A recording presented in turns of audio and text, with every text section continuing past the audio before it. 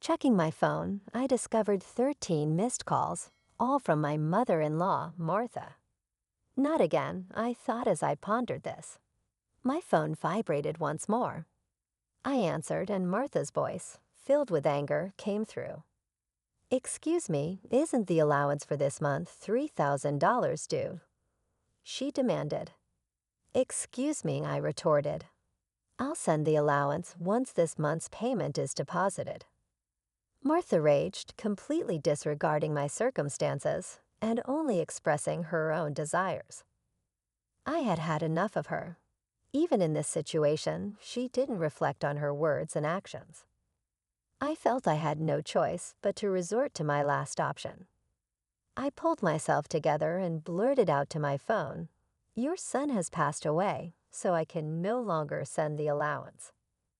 My name is Jennifer Smith, 32 years old. I'm a busy working woman at a major financial firm and also a housewife. I continued, I got married about 2 years ago. I met my beloved husband, Mark, through our shared hobbies. He was kind to everyone, and I was attracted to his warm smile, quickly developing feelings for him. Apparently, he felt the same way, and after dating for a year, we immediately got engaged. We both believed that we wouldn't meet anyone better than each other. We were living together while dating, and without any major quarrels, we decided to marry. Everything went smoothly for us, but here's where the problem arose. Martha, my mother-in-law. My father-in-law had passed away a few years ago, and since Mark didn't have any siblings, his only family was Martha. The trouble started when I first visited her home to introduce myself before our wedding. "Nice to meet you, Martha," I said, trying to be polite. She clearly showed a displeased expression. "So you're Mark's fan, huh?" she said. "Yes, my name is Jennifer Miller." "You're a rather plain girl. I wonder what Mark sees in you," she remarked. I couldn't tell if she was joking or if she seriously meant what she said. Having such words directed at me by the mother of my loved one, I was quite shocked. Seeing my state, Mark frowned at Martha. "Hey, Mom, what's with the harsh words? How can you say such things to the person I chose?" Mark questioned. "No, Mark, I'm just trying to choose a suitable woman for you," she replied. "Choose? I'm the one who chose her. You have no right to meddle." "Don't say it in such a cold way. I'm just telling the truth because I care about you. If you were really thinking of me, you'd simply support us. Why can't you understand such a simple thing?" The air turned heavy as an argument unfolded between mother and son right before my eyes. Given that this was my first meeting with Martha, I wasn't in a position to intervene. Although the atmosphere remained awkward, we ultimately managed to express our intent to marry. As we were leaving, Martha called out to Mark, sounding somewhat disgruntled. "Mark, can I have a word? You're going to keep that promise after you get married, right?" "What promise?" Mark inquired. "You know, about the allowance," she said. "Yes, I'll be sure, but take care of that." "Can we not discuss it here, please?" Mark seemed uncomfortable, and the atmosphere between my husband and his mother was tense, thick with discomfort. In the car on the way home, I approached Mark to address the lingering concern that had been bothering me. "Hey, Mark, about the conversation you had with your mom as we were leaving," I began. Mark sighed deeply and began to speak slowly. "Yeah, I should have told you about it, Jennifer. I heard something about an allowance. After my dad passed away, I've been sending money to my mom every month." "How much?" I asked. $22,000. I couldn't help but raise my voice in surprise. $22,000. Mark continued, "Actually, my mom has a debt. She lost a lot of money at a casino a long time ago. She's still paying it off, and because her health isn't great these days, she spends a lot of time at home. But she still needs money to live on. $22,000? Isn't that a bit too much? I questioned. If I try to lower the amount, she keeps calling me over and over. No matter what, a mother is still a mother. I worry about her living alone. I understood that Mark was devoted to his mother. However, 2 months after our wedding, during my lunch break one day, I received a phone call from Martha. When I answered, she began to speak in a cheerful tone. "Jennifer, long time no see. Can we chat for a bit?" I hesitated before replying, "Yes, what can I do for you?" "You could start sending me money," she said. I was so taken aback that I couldn't find the words to respond. However, Martha seemed excited to continue the conversation. "You mentioned before that you're working for a financial company, right? That means you have a good salary, doesn't it?" she inquired. "Well, not exactly," I replied, avoiding eye contact. "Are you lying to avoid giving me money?" Martha's tone turned accusatory. "That's not what I mean," I explained. "But Martha, you're still receiving financial support from Mark, aren't you?" In response to my question, Martha defiantly replied, "So what?" I stated what I felt. "Martha, receiving $2,000 in monthly support is a big deal, and yet you're asking for more." "Really?" Martha questioned. "If you were to send me an additional $11,000, I could avoid burdening Mark." Confused, I asked, "What do you mean by that?" Martha elaborated, "Well, I have Mark as a guarantor for my debts. If I fail to make payments, the debt collectors will go after him. Do you understand? But aren't you using part of Mark's $2,000 to pay back the debt?" I inquired.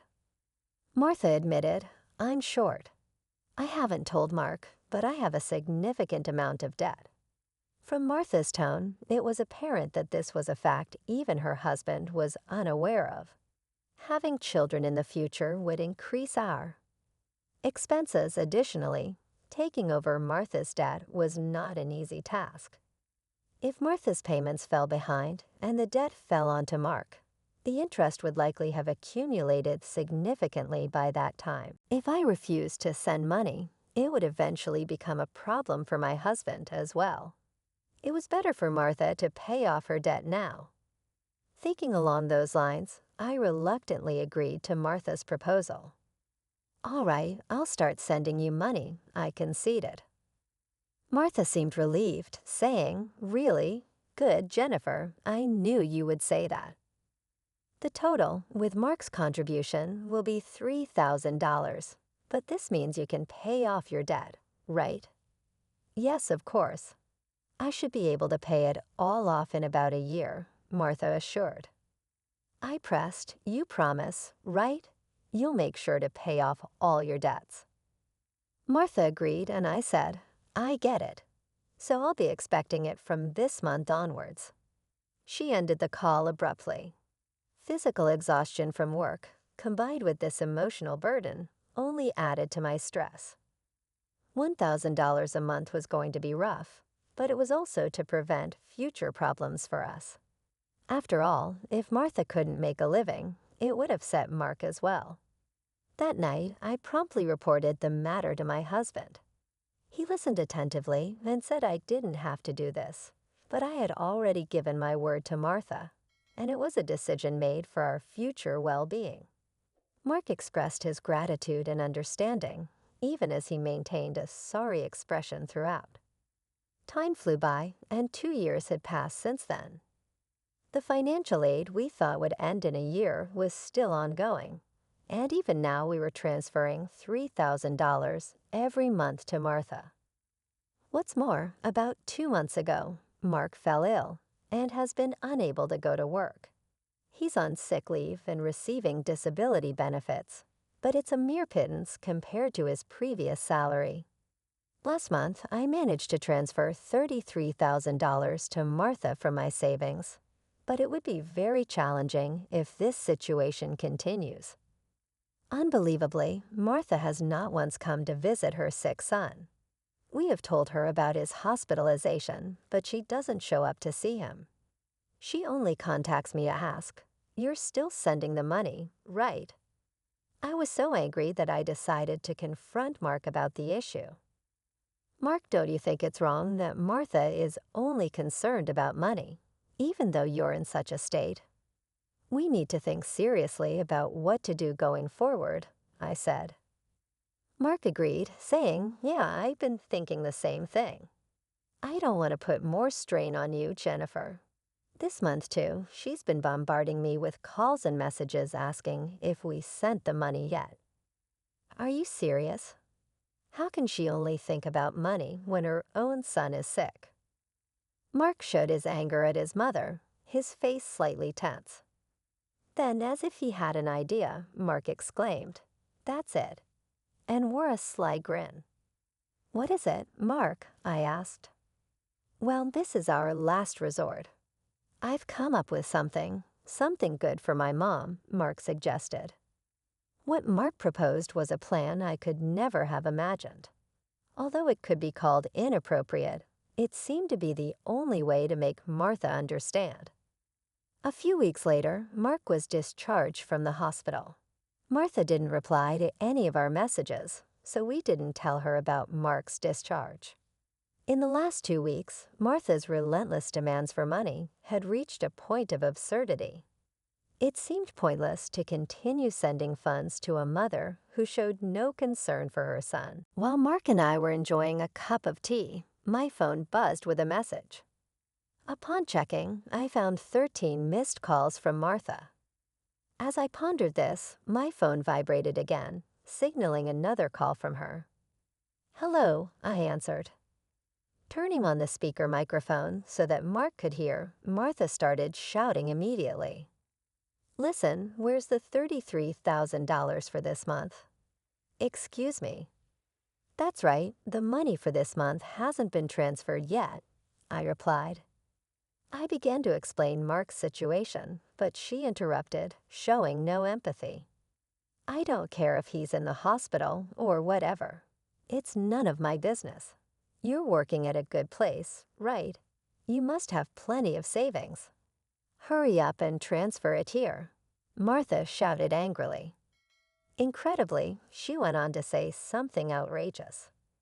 "Listen, since you married Mark, if you can't pay, you have to pay me. Understand? If you refuse, I'll make you the guarantor. Got it?" At that moment, something inside me snapped. She was openly displaying her desires without considering our situation at all. I had reached my breaking point. I firmly declared into my smartphone, "Mark has passed away. I can't send you any more money." At these words, Martha blurted out, baffled, "What?" Yes, this was the last resort that my husband suggested, to lie to Martha about Mark's death and observe her reaction. If she showed any sign of sadness, if she reflected on her behavior and apologized, we would continue to support her financially. But as she didn't reflect and instead demanded money, we would cut ties completely. Deep down, I thought that even a money-grubbing woman like Martha would deeply reflect on her actions if she were told that her own son had died. However, the very next moment, Martha burst into loud laughter. "Yay." "What's so funny?" I asked. "Well, isn't it obvious? If Mark is dead, that means his inheritance will be distributed to me too," she replied. "Excuse me. I've been looking into it since I heard that Mark was sick. Listen here. 2/3 of Mark's assets are yours, but 1/3 is mine." I was at a loss for words. I never thought that when she first heard her son was sick, she wouldn't look into treatment, but rather into how the inheritance would be divided. My anger surpassed all limits. I was simply dumbfounded, and my husband appeared to feel the same way. As our eyes met, he slowly nodded. Signaling to continue with the plan, I once again addressed Martha in a strong tone. "Martha, did you hear what I said? Mark is dead." "I heard. What about it?" She callously responded, "Aren't you sad your own son passed away before you?" I asked, but she merely replied, "You just make sure to send me the money. I won't let you get away with not doing it." I exclaimed, but with a click, the phone line was abruptly cut off, and a dial tone echoed. Glancing at my husband, I saw that he was visibly shaking, his face red with anger. "Mark, are you okay?" I asked. My husband looked into my eyes and said, "I'm cutting ties with her. She'll likely come here eventually, demanding my money. Let's wait until then." "Okay, but are you really okay with this, cutting off ties just like that?" I inquired. "Yeah, I have no regrets after that call." "She's no mother," my husband replied, his eyes filled with hatred. I felt the same way. A person who only thinks about money over her own son's life is not family to me. A few days later, as we expected, Martha came to our house. For the time being, I decided to hide my husband in the next room and deal with Martha myself. She approached me with a face like a demon.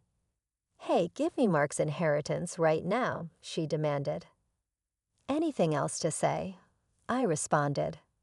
"He's already dead, isn't he? It's pointless to say anything now. You never even visited him. What are you saying? Are you really his mother?"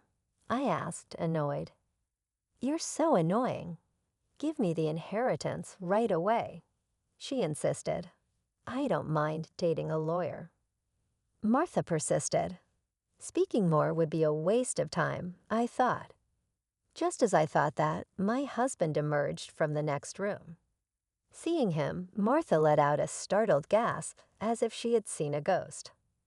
"Mark," she stammered, "why did I think you were dead?" Mark said, "Why do you think I've been dead this whole time, Mom?" "Sorry, but the news about my death was a lie."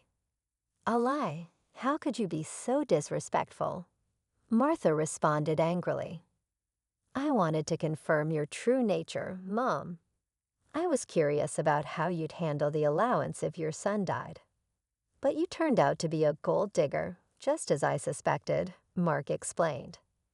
"Did I get that perfectly?" I added. "What? How dare you call your mother a gold digger?" Martha protested. "Silence. I'm cutting ties with a toxic parent like you," Mark shouted. Martha's mouth gaped in shock. She could not come to terms with the fact that her own son was severing ties with her. What does this mean?" she stammered. "It means exactly what I said." "I can't consider someone like you my mother," Mark replied. "No way. What about the allowance?" Martha asked, panicked. "Do you really think I would?" Mark retorted, "You're on your own with the debts." "We're moving." "Mark, please, if you do that, what about my living expenses?" Martha tearfully pleaded, reaching out to him. He forcefully shook off her hand, looked at her coldly, and said, "I don't care about your living expenses. You have been living off us without even a single apology. I truly understand your despicable nature now. Don't you dare show up in front of us again." "No, wait," Martha called out, but my husband grabbed her arm and dragged her to the front door. He threw her shoes and bag outside and chased Martha out of the house. She made a fuss outside for a while, but disappeared after a bit, perhaps unable to withstand the eyes of the neighbors. She tried contacting us multiple times, but we ignored all of her attempts. We set Martha's number to be automatically rejected and finished moving. Regarding the matter of co-signing for the debts, it became invalid since Martha had made Mark the co-signer without his consent. Therefore, he was not responsible. Without the allowance from us, Martha seems to be leading a miserable life. It's only natural, as she had been using the allowance for her gambling habits instead of paying off her debts.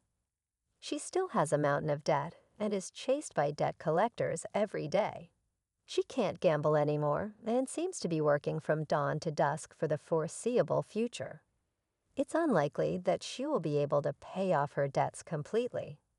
She will have to keep working until she is unable to move. This is entirely her own doing.